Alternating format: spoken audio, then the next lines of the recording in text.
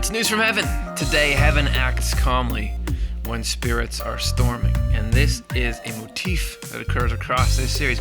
We often picture the stuff that we go through in our day-to-day life as storm clouds in the head. And that would fall directly from the experience of being in a storm where it is suddenly windy and wet and you're worried because you know the tree next to your house lost a piece in the last storm and it's too close enough to your house that will smash through the roof. There are concerns that come up when a storm happens, and you can be buffeted around and soaked and cold. And isn't that what your mind does to you all the time? Why is it some days it seems like you're being fought every step of the way and you just can't even remember the feeling of that sunshine? So here we get to look at how that's more than just a nice metaphor, that there is an organization of life that mirrors the life inside of us, which is directly linked to the life after death, mirrors the world that we see around us, and it's a lesson in how even when things seem absolutely disrupted and stormy, there is that cliche of the sun is shining out there somewhere. This is from early in the Journal of Spiritual Experiences, number 418. So this is initial thoughts by Swedenborg, but a cool one, and there'll be a little bit of show and tell with this as well. We begin how permissions are portrayed in nature. Two things of note there. What are permissions and this portrayal in nature? These are two cool ideas. So permissions, Swedenborg breaks it out that you have God, and God is, all that stuff. Supremely wise and pure love, and the originator and architect of things. And so God's interest is the happiness of everyone. And that might sound ridiculous given how unhappy we all are. Wasn't I just going on and on about these dark clouds? Why are they there? Is that those dark clouds come out of God's will? Right, okay, I think what I want for you to be happy is to give you dark clouds that mess with you in forms of life events or thoughts or feelings or whatever that is. Swedenborg breaks it out and says that, yes, because of human free will over many eons and the choice to love evil, there has been a pollution of the system, which just like we can destroy. If we're going in and talking about portrayals in nature, we can talk about the way that human beings can pollute things so that the biosphere is corrupted to the extent that, yes, you cannot just drink rainwater anymore. You cannot go out and drink from a stream. You have to be careful because things are messed up. Things are messed up, and that leads to there's these categories of the things that happens. That Swedenborg says there are things which God wills, things which God accepts, and things which God tolerates. And these are all, if it would be fascinating to dive deep into what that all means, but essentially, it's in the words. This is, the things that God wills are, this is how it was meant to be. This is how life was meant to be. This is the stuff that nobody is arguing. Is there a God or is there not a God? Because look, babies are cute and love is a beautiful thing to feel, and somebody gets to go and have a meaningful, purposeful life. Nobody is bothered by that stuff. The accepts is, look, this is not the way we would have done it perfectly, but it's not that bad. This life circumstance is not ideal, but it's not that bad. The toleration is the only reason that this harmful thing is allowed to exist is because it's the way in which we're going to achieve the end of eternal happiness. The toleration would never happen if there weren't so much negativity to work around in the first place. There is a category out there, believe it or not, and it cannot seem like this when the world is as crazy as it is and life is as crazy as it is, but there's a whole category of stuff that wants to happen, you could say it like that doesn't happen. Believe it or not, there's plenty of evil, almost infinite amounts, that is not allowed to happen. Only things that fall within in the end, this can be for the best, get there. So, permissions are this stuff, I would say, within accepts and tolerates. So this is things that are not pleasant, but in the end work out well. God's will is that everything would be joyful and purposeful. This stuff is not joyful, but it does have a purpose, and we can sometimes only see that much after. So that's what permissions are. And that this system may sound to you like this is just something weird and abstract that you made up in your theology class. But Swedenborg indicates that this is not an isolated thing. This is a pattern that echoes throughout the entire universe, including in the way the physical world is, because all this stuff is happening at the level of the spiritual, because it has to do with thoughts and feelings. Everything down here in the level of the physical in our world, yeah, man, it's time for our annual Draw the World competition. What continents are this? This stuff is like the skin that surrounds it. This is a direct ripple effect from that. So the things that we experience here, like storms, are actually physical, time and space oriented, perfect representations or correspondences of the stuff that goes on in this level. So let's see how they're being portrayed here.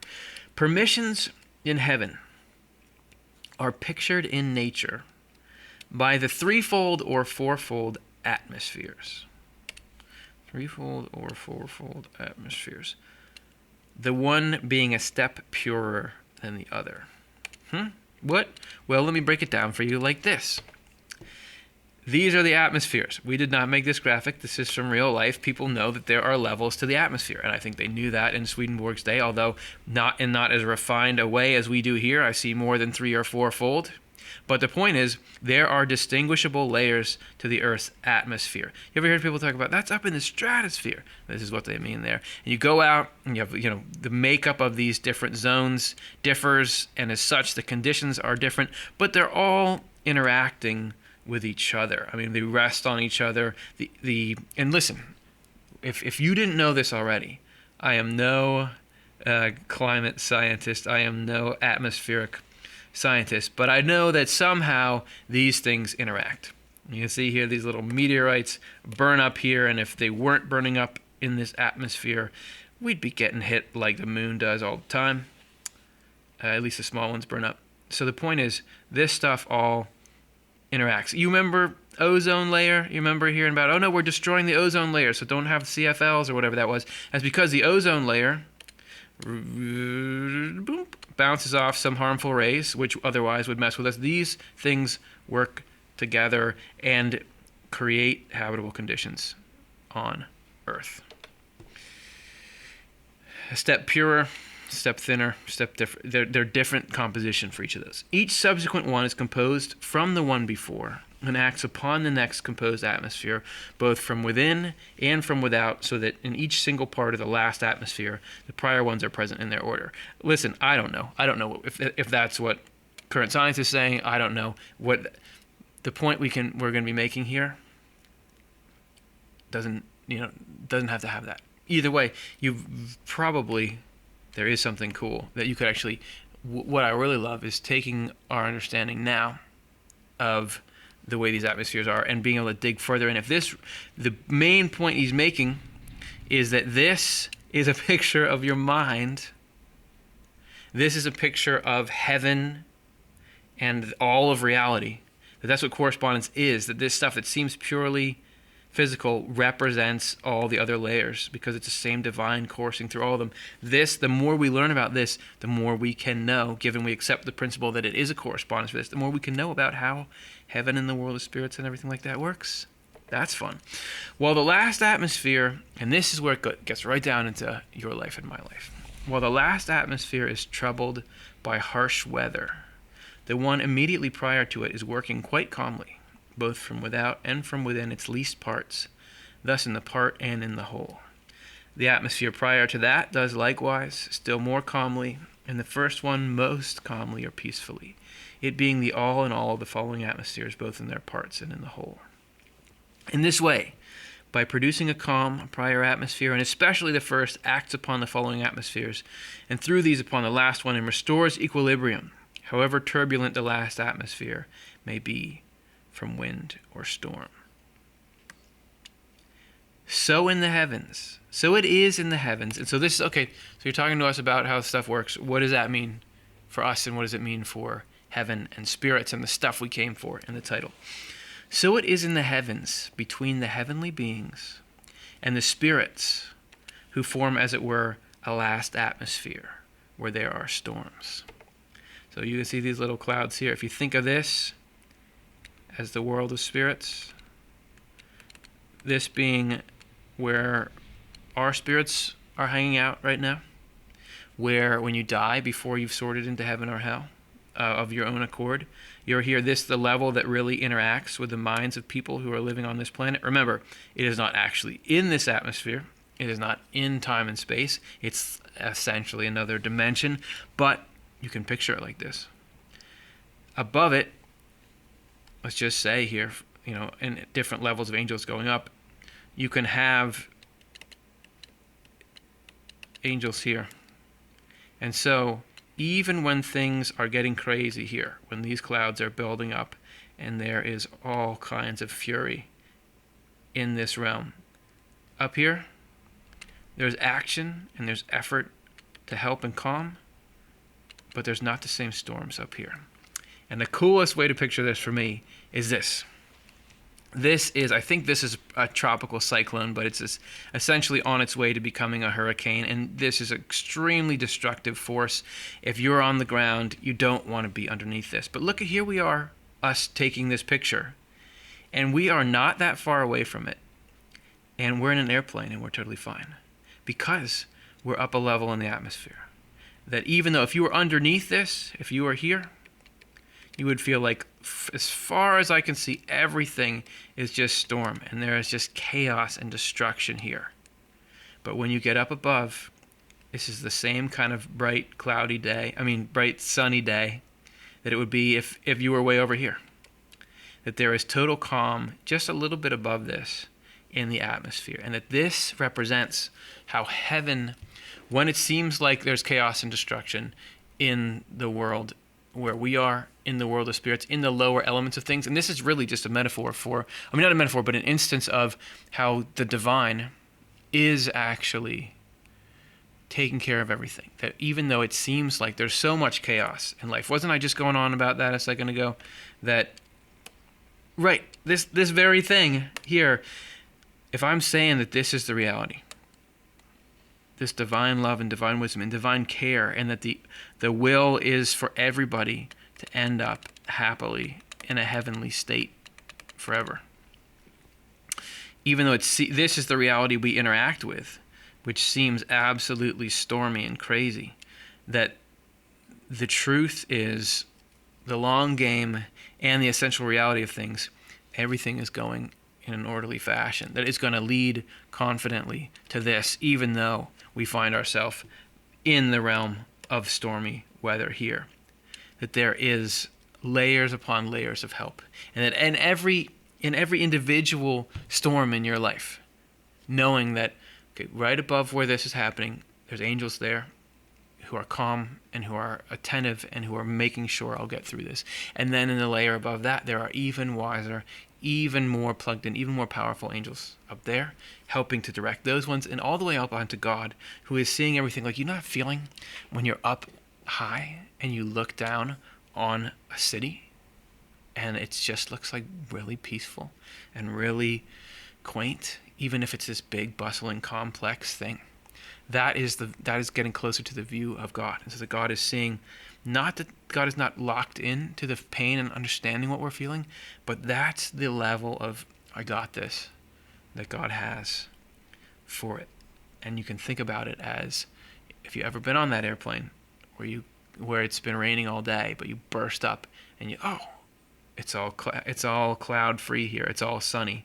That's the amazing world that we're in. One standing there would think that the whole heaven was falling because of the appearing storms, downpour, black clouds. Yet after their assault, they are peacefully brought back to rest in response to the nod and will of God the Messiah.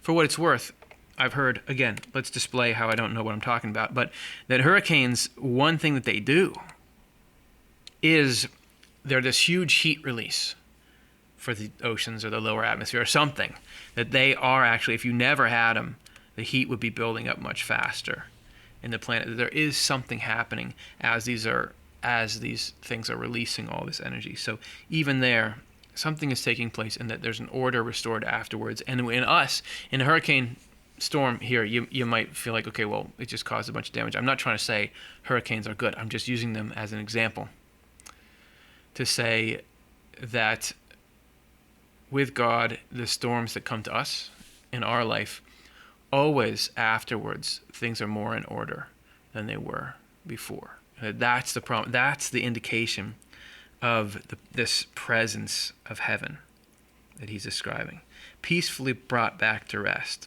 in response to the nod and will of God the Messiah. And look at this little tidbit we get here. These things were thought, but written down in the presence of spirits. So, hey man, I was pondering over this, but I got the okay from whoever was around when he was saying it. And so, to me, it's this funny little quirk. But now that we've got that idea in mind, and the big takeaway is like, look, the world is telling you the truth about what's going on inside you. The world is telling you the truth about God. If you have the first principle that you can start to read it from, you can then see these things that bring us comfort anyway. The calm, they said the calm before the storm. I like to think about the calm after the storm. Like when you are just having that sun crack out after it's been raining for a long time, or when the wind has died down. There's that front edge on the storm when it just seems like everything is going to blow away. But then when it dies down, knowing that that's going to be there in the storms in us, which we just can't see on a radar like we can storms here, and knowing that even above it all, there is an order. There are these layers of meaning, and that everything is for our own good. That's cool. And that's the news from heaven. Okay, let me know. Leave a comment. Is this something you can use? Where else do you see, and this is something I'd love to hear, where else do you see what seems like a correspondence of God's operation and presence in us, in the way the world is organized? I mean, do we see these principles laid out somewhere else? Let us know. Come hang out with us at the offTheLeftEye experience if you're so inclined. This is coming up, and it's a weekend where we can dive into these ideas with much more depth and really see if we can get working knowledge and the ability to improve our outlook. Because if you didn't have any sense of when a storm was coming physically and how to prepare for it and when it would be done, it's much harder. Similarly, the more we can learn about the internal climate systems for ourselves, the more we can pack a raincoat and know, even in the middle of it, it's going to clear up. It's going to clear up, and actually the next couple of days are going to be just beautiful. All right. Thanks for hanging out.